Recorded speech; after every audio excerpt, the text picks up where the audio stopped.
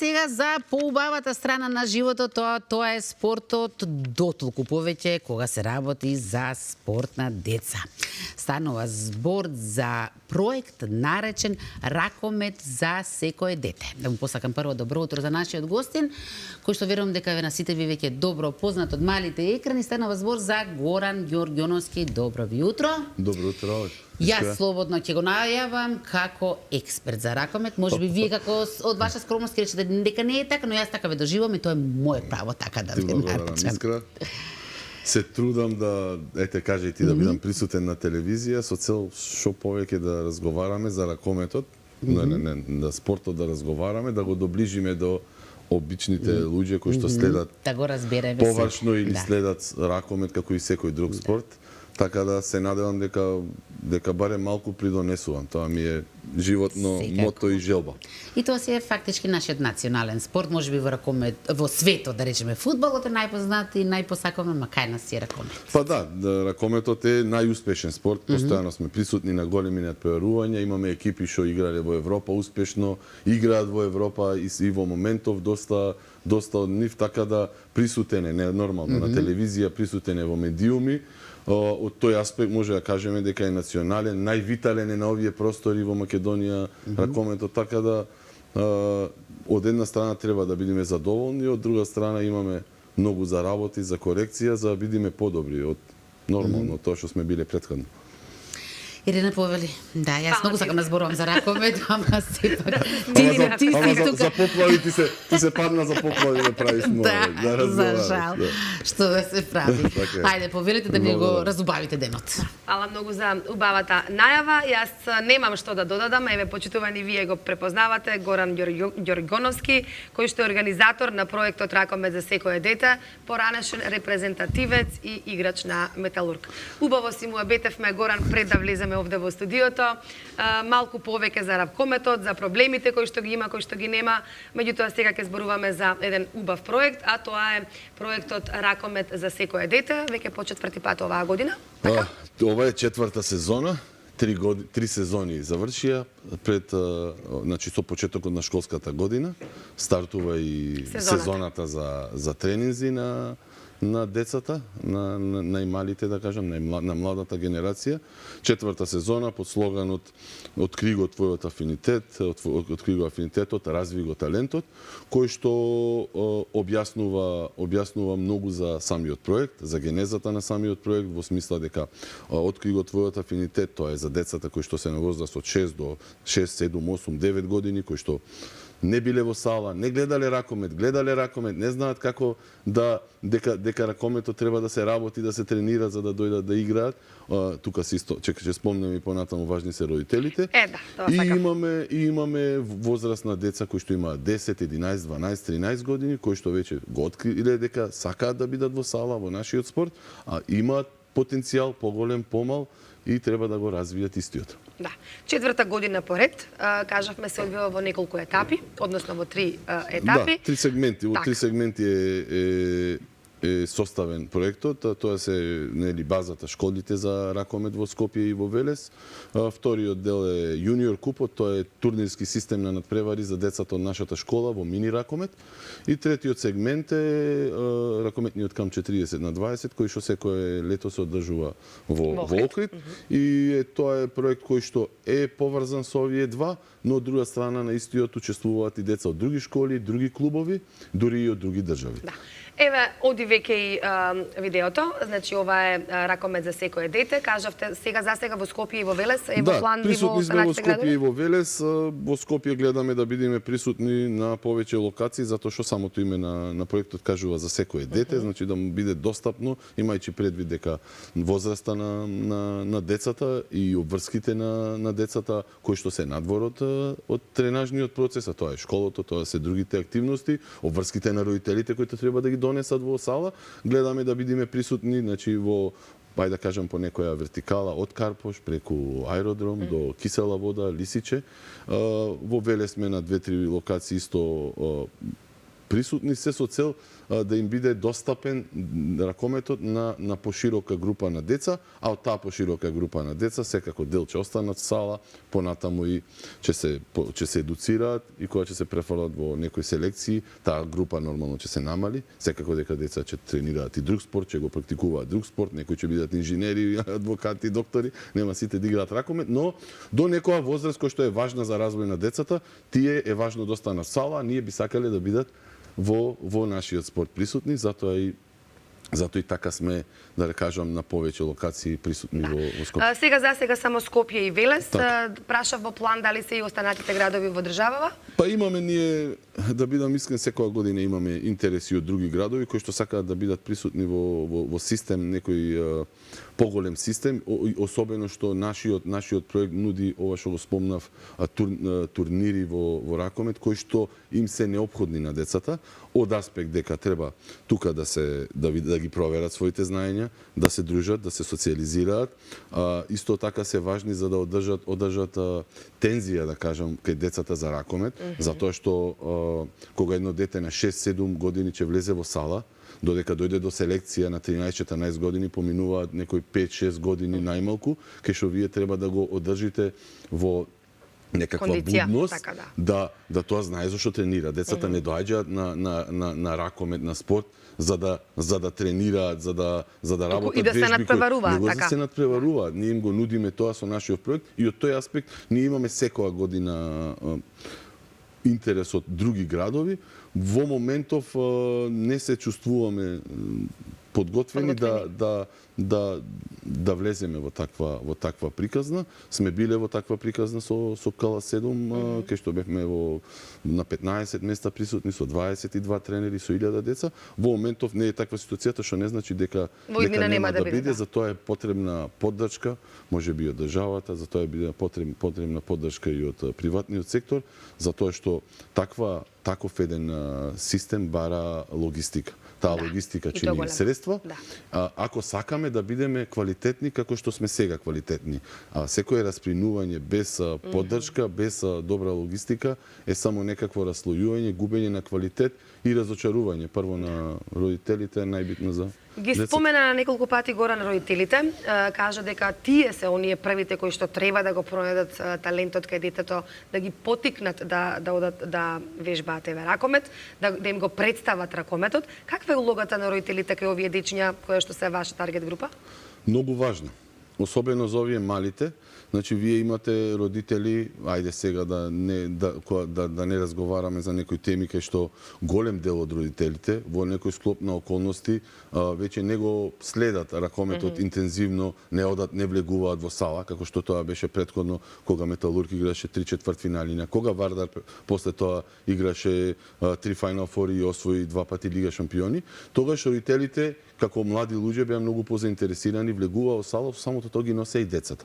Децата создаваа идоли, кога детето ќе прашаше тато јас како можам да бидам како Столе Стоилов, како Филип Миркуловски или Наумче Мојсовски или Кирил Лазаров, тогаш доаѓаше во ситуација дека треба да почнеш да тренираш ракомет. Сега тој да речем тој интензитет е намален и самите родители повеќе се занимаваат со обложувалници и со нешто друго, отколку со спортот. И многу е важно тука, знаете, ние како родители секогаш викаме прави го ова, но детето не слуша што кажуваме, не гледа што правиме. Така да детето на 6, 7, 8 години, кое што досега можеби не гледало или гледало некогаш на моменти гледало ракомет, нема, кажам, ајде си изразам така, нема појма дека постои ракометот или постои дека треба да тренира. Затоа е улогата на родителите важна да го внесат во сала. Сега збориме за ракометот, истото важи и за кошарката, и за одбојката, и за фудбалот, кај што со тоа што фудбалот е и преприсутен за мој вкус на телевизија и многу полесно децата, е уличен спорт за разлика од ракометот, многу полесно влегуваат во тој систем. Сега кога се работи за ракометот, вие мора да му овозможите на детето да дојде да влезе в сала. Затоа првиот контакт кој го имам со родителите е кога нели се спрашуваме кои се условите, како функционирате, дојдете, влезете в сала. Да видите, Ние немаме пробен тренинг, имаме пробен период, за да детето види во текот на тие недела две, да види дали се наоѓа тука. Другото е техничка работа. Донесете го. Ако не се најде тука, барете друг спорт, барете трет спорт, кај што ќе се најде до 16 години да биде во спорт. Тоа Запад го има апсолвирано многу одамна. Таму нема дете што не се занимава со спорт, со тоа што таму палетата на спортови е огромна, кај нас е малку потесна, малку повеќе тесна, така да улогата првенствено на родителите е важна да го внесат во сала, но и исто така улогата на родителите е да го испратат детето во желбите негови, во смисла дисциплинирано да го носат на тренинзи, да тука имаме исто голем проблем со младите родители, кај што оваа генерација, ние кои што растеме сега, сме малку по, да кажам, егоистични. Значи, нашите потреби сериозно ги ставаме пред потребите на децата. И многу често деца не доаѓаат на тренинг затоа од X причини во смисла дека родителите од ново не ги носат во сала. И нормално, веќе кога детето знаеме дека сака да се занимава со ракометот, тука треба да даде покрај детето што ќе даде жртва. Тоа не може дете да биде како и сите други деца. Не може тоа дете да дреми пред зграда цело лето, секој ден, преку година. Тоа дете ќе има точно испланирано време, затоа што има школа, има активности други, има учење, има тренинг и тоа е жртвата, но овде сакам да кажам дека голема жртва треба да даде и родителот од своето време да даде за детето. Ако тој не може да спознае колку е важно за него детето да биде во сала, многу тешко детето ќе го разбере тоа понатаму. Да. Горан, би сакала да позборуваме и за еден друг момент. Кажавте дека таргет група се дечиња од 6-7 години па до 13-14. Што потоа? Значи, ракомет за секое дете во оваа, да кажам, школска од прво одделение некаде до 7-8. Да. Што понатаму со овие дечиња? Каде го наоѓаат својот пат? Некој оди во ракометот, некој може би и надвор од ракомет. Што понатаму? Тука ние како организација досега, што не значи дека во иднина нема да се промени тоа, немаме услови да децата формираме наша селекција, односно тоа е веќе клуб кој што ќе се надпреварува во младински селекции првенствено, затоа што тоа изискува инфраструктура посебна, димензии 40/20. Тука за салата, така? Да, зборуваме за салата. И тука е Македонија на едно ниво на кое што не треба да биде. Ова го кажувам апропо впечатокот дека со Искра ракометот нас ни е национален спорт и многу е успешен, точно, но од друга страна, за разлика од одбојката и кошарката, ние сме хендикепирани, да кажам да се изразам така, хендикепирани сме во однос дека нас ни треба за деца кои што веќе имаат 13-14 години, неопходност е да има сала 40/20. Во Скопје се бројат на прсти и е вистинска војна да се дојде до термин. И до тие термини што ќе се дојде, тие се во некој неадекватно време од денот, или детето е на школа, или детето треба да спие, а тоа тренира. И ова го кажувам се со цел дека тука голем дел од децата се губат во системот. Значи имате родители кои што, пак ќе кажам, не проценуваат дека важно е детето сега да продолжи, без разлика што тренингот е во 9:30 вечер, тоа дете нема пред 12 да легне, а сабајлево што си постанува. Да, на телефон, подобро да оди да вежба туку на телефон. Тука нас ни се губат голем дел од децата, без разлика каков потенцијал има детето, затоа што родителот не може да спознае каков потенцијал, а од ситуација кај што веќе во спортот постојат доста манипулатори кои што секој дете го представуваат како најталентирано, веќе и родителите не знаат во што да веруваат. И имате родители кои што се сериозно пресметливи, ама чекај, ако моево дете не е талентирано како Кирил Лазаров и ако не стане таков играч, што да трошам ја време за него, пак се враќам на она дека свесноста дека тоа дете до 16 години мора да биде во спортов од X причини. Сега, ние пошто немаме таква инфраструктура, во моментов не можеме да направиме наши селекции, иако родителите со цела доверба што сме ја стекнале се тука и децата би ги оставиле во наш систем. Но за среќа ние имаме соработка со можам да кажам со сите клубови во Скопје и во Велес. Велес има сега еден клуб. И ги насочуваме, им ги даваме опциите.